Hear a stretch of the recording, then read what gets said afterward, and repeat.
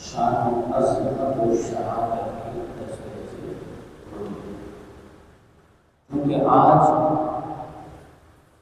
ماہ محرم حرام کا پہلا تہوار ہے، لیکن تاریخ 3 ہے اور 3 محرم حرام جو آج کا ہم موضوع سلیکٹ کیا ہے وہ ہے حب اہل بیت، اہل بیت کرام رضوان اللہ علیہم سے محبت اور پیار۔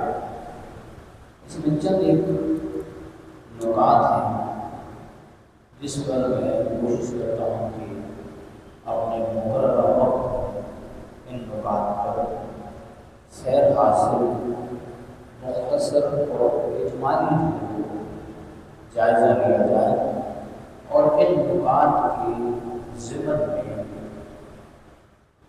اہل بیت کرام کی محبت اور عظمت کو اجاگر کیا جاتا ہے۔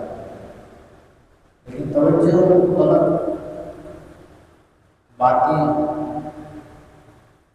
اور جیسے کہ آپ جانتے ہیں کہ وہ مخصوص ایام ہیں جن کو اللہ رب العالمین اور اللہ کے محبوب صلی اللہ علیہ وسلم نے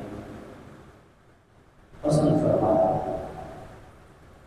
ویسے تو عمومی طور پر دیکھا جائے تو ماہ محرم الحرام اشہر محرم الحرام ایک ہی ہستی کی یاد سے موصول ہے اور کیا بھی جاتا ہے، وہ امام الحرام حضرت امام حسین رضی اللہ تعالیٰ عنہ کی ذات گرامی اور 10 محرم الحرام بالخصوص جسے عشرہ جسے یوں سمجھ لیجیے کہ پورے عشرے کا جو اہم دن ہے 10 محرم الحرام، اسے خاص طور پر امام عالم حضرت امام حسین رضی اللہ عنہ کی ذات گرامی سے اور آپ کی شہادت کے عنوان سے جانا جاتا ہے۔ لیکن ہمارے یہاں فقدان اس چیز کا ہے کہ ہم سنی ماؤں کے بیٹے، سنی گھر میں پیدا ہونے والے، سنی ماؤں پر ہونے والے، جن کے آباء و اجداد بھی سنی تھے، جن کے گھروں میں ذکر اہل بیت ہوا کرتا تھا، اس شان سے ہوا کرتا تھا کہ جس میں صحابہ کی گستاخی نہیں ہوتی تھی۔ لیکن آج المیہ یہ ہے کہ جن کے آباء و اجداد سنی تھے، ان کی نسلیں دور جدید کے فتنوں میں آ کر اپنی پہچان کو بھول چکی، اپنی اصل کو بھول چکی، اور وجہ کیا ہے کہ پھر فرق نہیں رہا کہ کون سنی ہے اور کون 2 نمبر۔ تو سمجھنے کی بات یہ ہے کہ الحمدللہ ہم سنی جو اعلیٰ حضرت عظیم البرکت امام اہل سنت کے ماننے والے ہیں، وہ کبھی بھی گستاخ صحابہ نہیں ہو سکتا۔ شان اہل بیت میں صحابہ کی شان و عظمت کا گستاخ نہیں ہو سکتا۔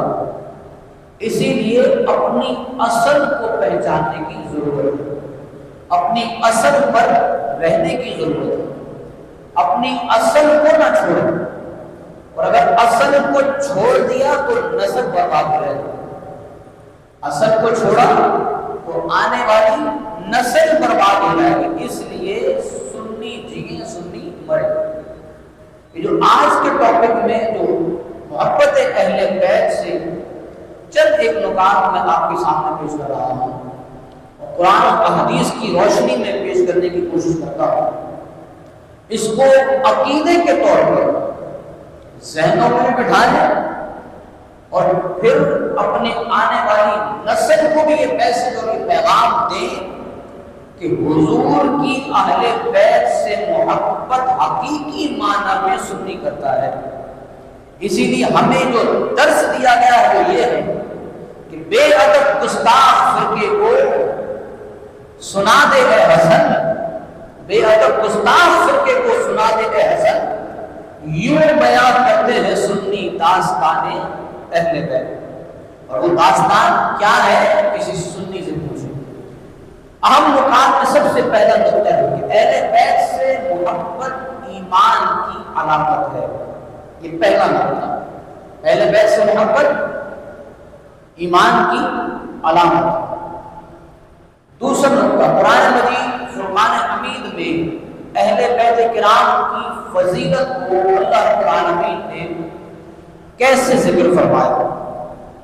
تیسری چیز کہ ہم اگر اہل بیت سے محبت کریں تو اس کے تقاضے کیا ہیں؟ محبت میں کوئی نہ کوئی تقاضا ہوا کرتا ہے۔ اہل بیت کی محبت ہم سے کیا محبت تقاضا کرتی ہے؟ تیسری چیز۔ چوتھی چیز، چوتھا پوائنٹ، چوتھا نقطہ، اہل بیت کرام کی محبت ہمارے لیے مشعل راہ ہے۔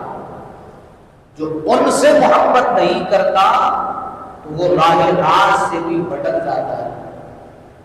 ابھی ہر ایک نقطے پر میں آپ کو حدیث پاک اور قرآن کی آیات پیش کرتا ہوں۔ آخری اور اہم نقطہ،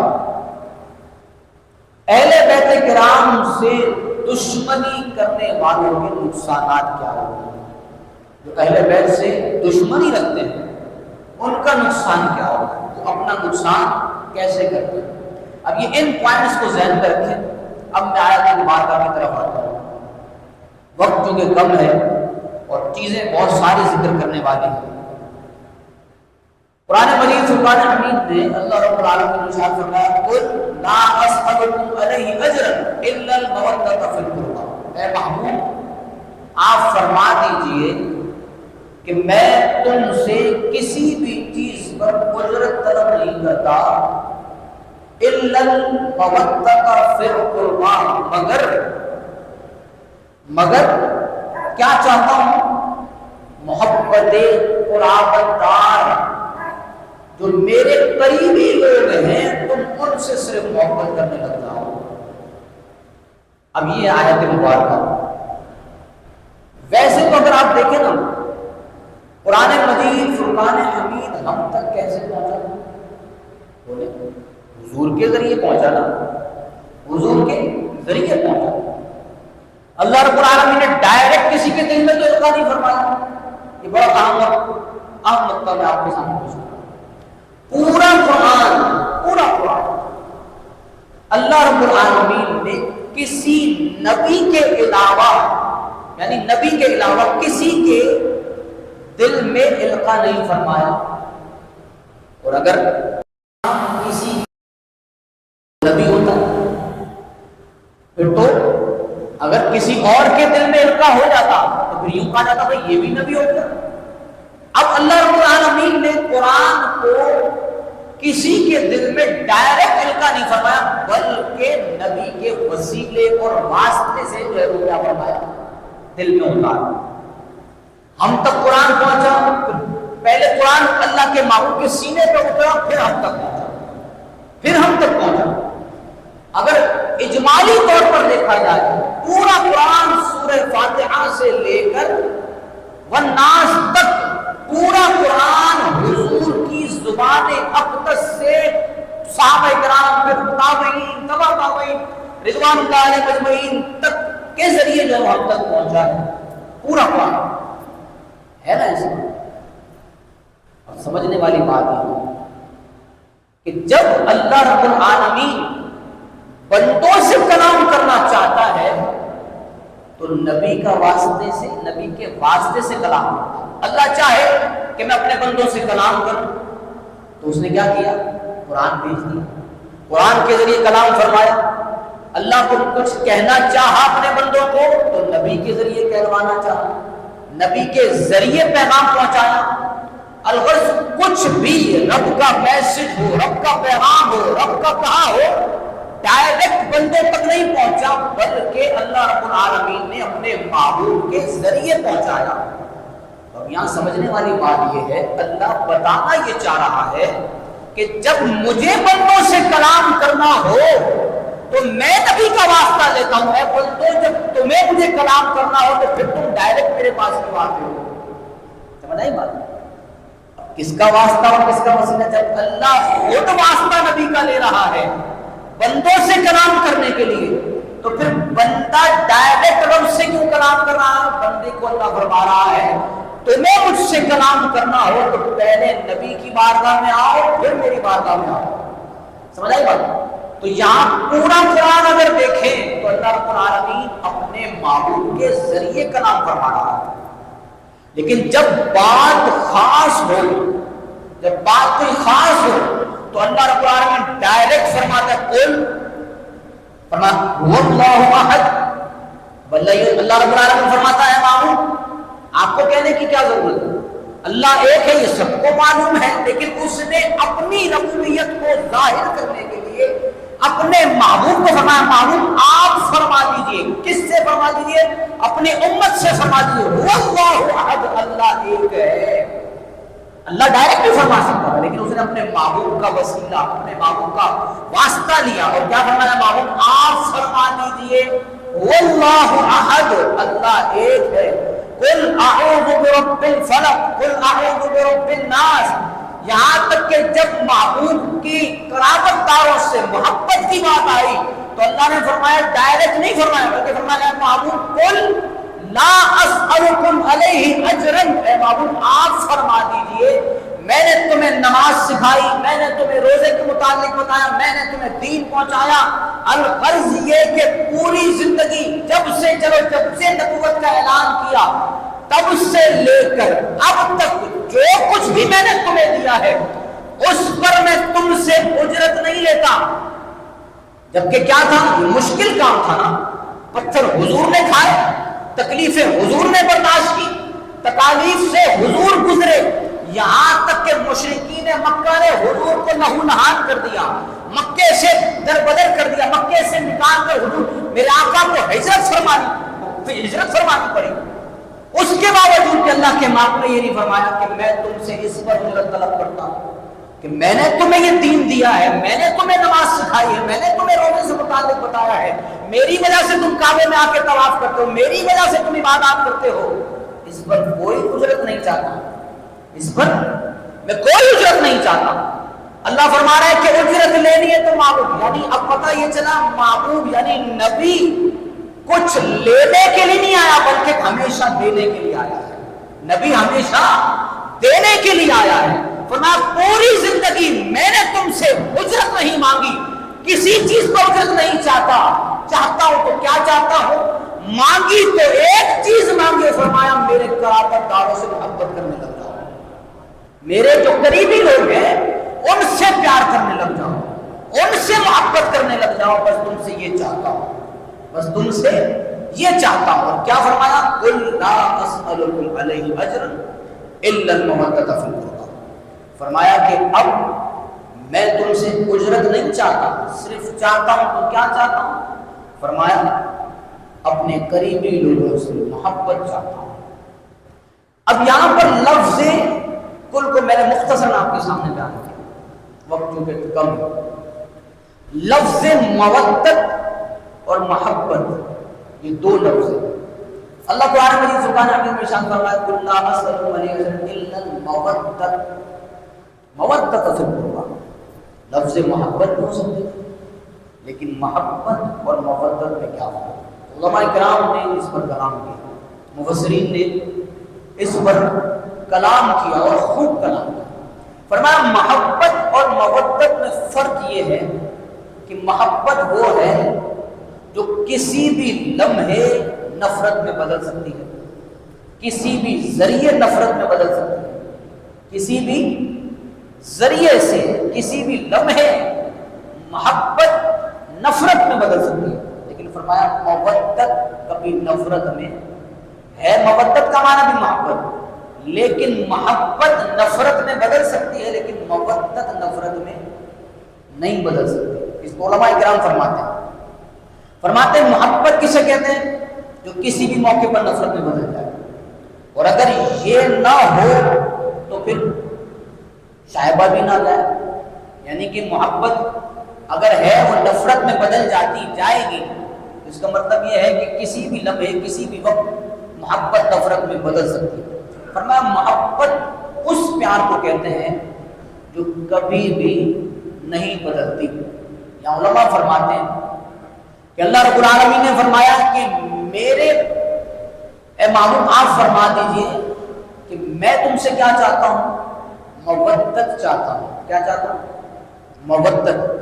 فرمایا لفظ مودت ذکر کرنے کی وجہ یہ تھی کہ جو میرے قریبی لوگوں سے تم پیار کرو، محبت کرو، وہ بدلے نہیں، بلکہ فرمایا تم تو مر جاؤ لیکن تمہارے اندر یہ محبت کبھی ختم نہ ہو۔ اس کی مثال بڑی پیاری ہے۔ فرمایا مثال کے طور پر اگر انسان کو پانی سے کیا ہے؟ محبت ہے۔ انسان کو پانی سے محبت ہے، اور اگر پانی نہ ملے تو اس کے الٹرنیٹ، اس کے مقابل میں بندہ کیا کرے گا؟ جوس پی لے گا، دودھ پی لے گا، کوئی مشروب پی لے گا۔ پانی کا الٹرنیٹ موجود ہے۔ اس کا مطلب یہ ہے کہ انسان اگر اس کو پانی نہ ملے تو کیا مل جائے؟ کوئی بھی مشروب مل جائے جس سے وہ اپنی پیاس کو بجھا سکتا ہے۔ لیکن فرمایا جو مچھلی ہے، جو مچھلی ہے اس کو پانی سے محبت نہیں، مودت ہے۔ کیا ہے؟ مودت ہے۔ اگر مچھلی کو پانی نہ ملے اور اس کو دودھ میں ڈال دیں تو مچھلی زندہ رہ سکتی ہے، اس کو روح افزا بنا کے اس کے اندر ڈال دیں مچھلی زندہ رہ سکتی ہے۔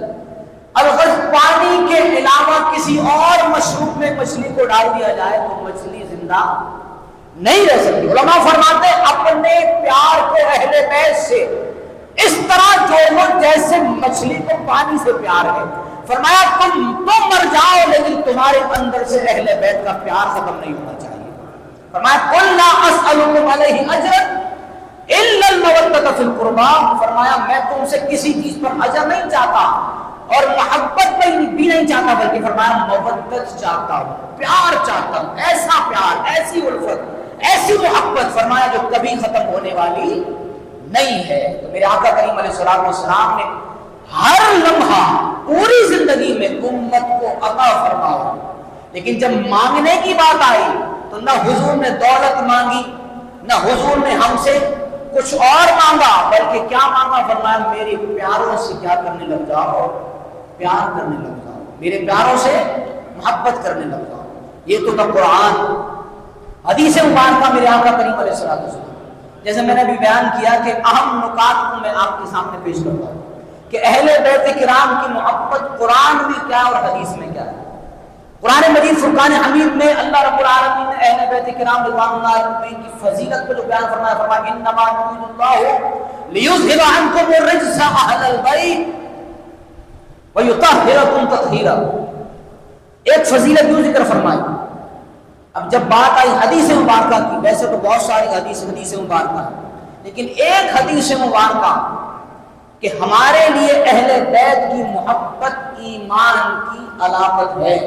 اہل بیت کی محبت کیا ہے؟ ایمان کی علامت ہے۔ میرے آقا کریم علیہ الصلوۃ والسلام کی حدیث پاک، حضرت ابن مسعود رضی اللہ تعالی عنہ، ابو مسعود انصاری رضی اللہ تعالی روایت کرتے ہیں کہ نبی کریم علیہ الصلوۃ والسلام نے ارشاد فرمایا من صلی صلاۃ لم یصلی فیہا علی وعلی اہل بیتی لم تقبل منہ، وقال ابو مسعود لو صلیت صلاۃ لا اصلی فیہا علی محمد ما رأیت ان صلاتی تتم۔ حضرت ابو مسعود انصاری رضی اللہ عنہ بیان فرماتے ہیں کہ میرے آقا کریم علیہ الصلوۃ والسلام نے فرمایا جس نے نماز پڑھی، اچھا یہ میں حوالہ بھی دے دیتا ہوں، اس حدیث مبارکہ کو حضرت امام دارقطنی نے، حضرت امام بہقی نے روایت کیا ہے۔ فرماتے ہیں کہ جس شخص نے نماز پڑھی اور مجھ پر اور میرے اہل بیت پر درود نہ پڑھا تو کیا فرمایا؟ لم تقبل منہ، تو اس کی نماز بھی قبول نہیں کی جائے گی۔ سمجھ آئی بات؟ حضور فرما رہے ہیں اب کوئی کہتا ہے نا کوئی مسئلہ تو ہے کہ اتحیات پڑھو درود نہ پڑھو، اب کوئی چھوڑ کے دکھائے درود، اب کوئی چھوڑ کر دکھائے درود۔ اس لیے نماز میں درود وہ رکھا کہ جس میں حضور پر بھی درود ہو، حضور کی آل پر بھی درود ہو۔ نماز تو پڑھ لی جائے گی، قبول تب ہوگی جب آل رسول پر درود پڑھا جائے گا۔ یہاں تک کہ جب بات آئی میرے آقا کریم علیہ السلام ایمان کی بات آئی تو میرے آقا کریم علیہ السلام کیا فرمایا؟ حضور نبی کریم علیہ السلام نے فرمایا اس وقت تک خدا کی قسم، اللہ کے محبوب نے قسم اٹھائی، فرمایا اس کسی شخص کے دل میں اس وقت تک ایمان داخل نہیں ہوگا جب تک اللہ کے رسول اور میری قرابت کی وجہ سے تم سے محبت کرنے نہ لگ جائے۔ فرمایا جب تک اس کا ایمان بھی اس کے دل میں داخل ہوگا۔ فرمایا محبت اہل بیت ایمان کی علامت ہے۔ اور محبت اہل بیت کے تقاضے کیا ہوئے؟ تیسرا پوائنٹ، محبت اہل بیت کا تقاضا کیا ہے کہ جو محبت اہل بیت کا دم بھرتا ہے وہ ان کی راہ کو ضرور اپنائے گا، ان کی راہ کو ضرور اپنائے گا۔ یا حسین کا نعرہ لگاتا رہے، 10 دن سینہ پوری کرتا رہے، پیٹتا رہے، سر میں باویلا کرتا رہے، اپنے آپ کو کیا کرتا رہے، مارتا رہے، کوٹتا رہے، لیکن حسین کے مشن کو چھوڑ کر راہ خدا پانے کی کوشش کر رہا ہو، وہ شخص راہ راز پر نہیں آ سکتا۔ فرمایا راہ راز پر کون ہوگا؟ مشعل راہ کس کو ملے گی؟ فرمایا جو حسین کے مشن پر لگ جائے۔ فرمایا سر تو کٹ گیا لیکن قرآن کی آیات لوگوں پر دوسر بھی جا رہی ہے۔ میں آگے جا کر انشاءاللہ اور اس کو تفصیل آخری بات کرتا ہوں اور بڑی پتے کی بات، میرے آقا کریم علیہ السلام کی حدیث میں بات، اہل بیت کرام سے دشمنی رکھنے والا پوری زندگی عبادت گزار ہو، پوری زندگی صف اولیٰ میں نماز پڑھتا ہو، لیکن بغض اہل بیت جس کے دل میں ہو اس کے لیے معبود کا ارشاد ہے۔ سنیں حدیث ہوا اور آپ نے سنی بھی ہوگی۔ میرے آقا کریم علیہ السلام کا ارشاد پاک، حضور نے فرمایا ایک شخص حجر اسود کے درمیان یعنی بیت اللہ اور مقام ابراہیم کے درمیان کھڑا ہو، کیا روئے زمین پر اس سے بھی مقدس جگہ ہے؟ وہاں کھڑا ہو اور ایسے ہی نہ کھڑا ہو بلکہ حالت نماز میں ہو، حالت نماز میں ہو، اور نماز کا جو سب سے اہم رکن ہے پتہ ہے کیا ہے؟ وہ ہے سجدہ۔ کیا ہے؟ سجدہ۔